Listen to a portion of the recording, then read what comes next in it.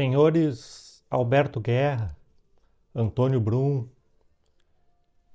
Luiz Carlos, Luiz Wagner Vivian, Renato Portaluppi, vocês estão acabando com o Grêmio.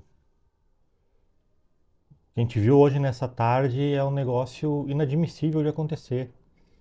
São erros e erros e erros e erros sendo cometidos rodada a rodada, semana a semana, há muito tempo. Primeiro gol do Juventude, bom, para quem não sabe, o Grêmio tomou 3-0 do Juventude ao natural, uma roda, poderia tranquilamente aí ter tomado 4-5.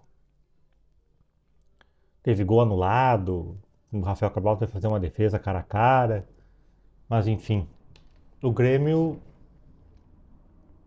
tomou o primeiro gol, uma falha clamorosa do Rafael Cabral, um chute muito fraco do Gilberto, muito fraco.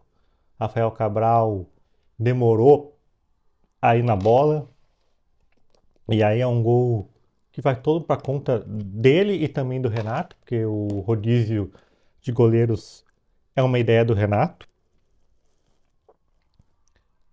E em seguida um 2-0, mais uma falha do Jeromel, e aqui eu já falei várias vezes, Jeromel é o melhor zagueiro que eu vi jogar no auge, com a camisa do Grêmio, mas a gente tem que aprender a encerrar ciclos.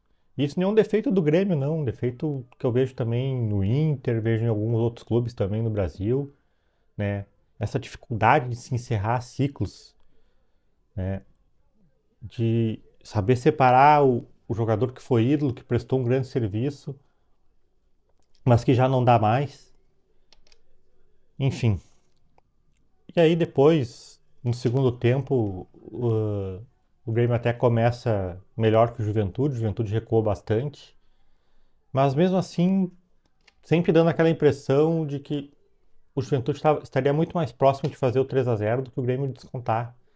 Né? O Renato tirou o Jeromel no intervalo, colocou o Vila Sante na zaga, e aí eu fico pensando o que os jogadores, os zagueiros que estavam no banco podem ficar pensando, né? Pô, o cara prefere improvisar o Vila Sante na zaga.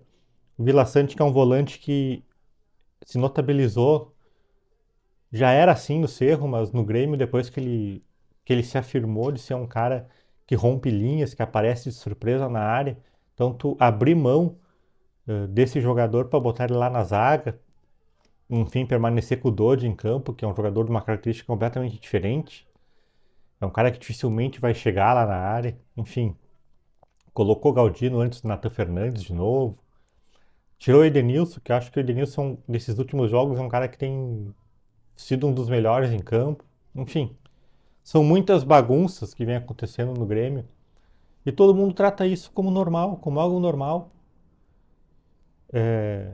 Coisa coletiva do Renato, como tá na foto da thumb aí, né? Os três patetas lá olhando o Renato, admirando, né? Olha ali o Renato, olha, a estátua, meu Deus. E o Renato ali deixando claro que provavelmente entregou o cargo e a diretoria não aceitou. E aí vem as contradições do próprio Renato. Se ele entregou o cargo é porque ele acredita que não dá mais. Aí não adianta ele vir falar na entrevista, na coletiva, que ele acredita no time, que ele vai até o fim com o grupo. Não vai. Ele já entregou o cargo, a diretoria não quis. Ele já quis pular da barca. Aí falou que não existe rodízio, que o Marquezinho só não jogou para poupar de lesão, sendo que o Marquezinho no último jogo, depois do jogo, deu entrevista dizendo que ficava muito chateado de saber que vai jogar e não vai jogar o próximo jogo. Não tem lesão. Desde que eu me conheço por gente, no Brasil se joga a cada 3 dias. E tudo para defender um trabalho pobre é usado. O que a gente viu em campo hoje foram 2 times. A folha do Juventude é 3 milhões, se não me engano. Ou seja, 2 salários do Renato paga a folha inteira do Juventude. Nós tivemos um time com uma folha de 3 milhões, um time com uma folha de 11, 12, mas um time que tem trabalho. E acho que o Roger tem muitos defeitos, Mas é inegável que taticamente ele arma bem seus times e que ele é muito superior ao Renato taticamente. Então hoje a gente não viu um time de 200 milhões com um super treinador, com super jogadores amassar um time inferior. Não, a gente viu um time que tem de orçamento mais de 3 vezes, quatro vezes a menos que o nosso, nos amassar, nos dar um banho de bola. O que a gente viu foi trabalho. E aí a gente vê muita gente pedindo nas redes sociais, o elenco do Grêmio, não sei o quê. O elenco não é forte, não é forte. Mas desde que eu me conheço por gente, o Grêmio nunca teve os maiores orçamentos do Brasil para trabalhar. Sempre foram os times de Rio São Paulo e às vezes Cruzeiro e Atlético quando tinha alguma ajuda extra de um patrocinador, de um ricaço, conseguiam montar grandes grupos. O Grêmio sempre foi com trabalho, garimpando o jogador aqui e ali, revelando o jogador. As experiências do Grêmio, aliás, com grandes figuras, com grandes atletas, elas são mais negativas do que positivas. O Soares é um negócio fora da curva na história do Grêmio, em questão de grandes nomes. E é claro que eu gostaria de ter vários grandes nomes no Grêmio, mas não é isso que define um time ser bom ou não. Quantas vezes a gente já viu o ataque de sonhos do Flamengo lá deu errado, tu juntar vários jogadores e dar errado. O Inter contratou um monte de gente aí e o Cudê tá tomando-lhe pau porque tem que estar faltando trabalho no Grêmio. Alguém quer me convencer que o grupo do Juventude, do Criciúma, do Vitória, do Atlético Goianiense, do Cuiabá, do Corinthians, sei lá quem mais, são grupos melhores que o do Grêmio. Não são. Mas eu tô de consciência muito tranquila quanto a isso, porque desde a primeira passagem do Renato, acho que foi em 2010, desde lá eu, entre aspas, pego no pé dele. Porque eu não acho ele um grande treinador. Ele tem as suas coisas boas, as suas valências. Ele é um cara que lida bem com o jogador, vestiário, tudo. Mas taticamente é um treinador pobre.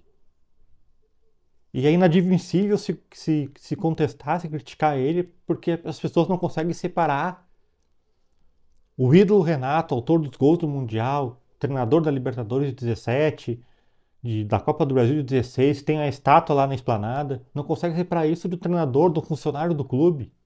E ele, como funcionário do clube, ele merece críticas e tem que ser criticado, tem que ser cobrado. E numa situação até diferente, eu estaria aqui defendendo a demissão dele. Só que eu não quero a demissão dele, eu quero que ele fique até o final. Porque como eu tenho falado em todos os vídeos, me garantiram que com ele não cai.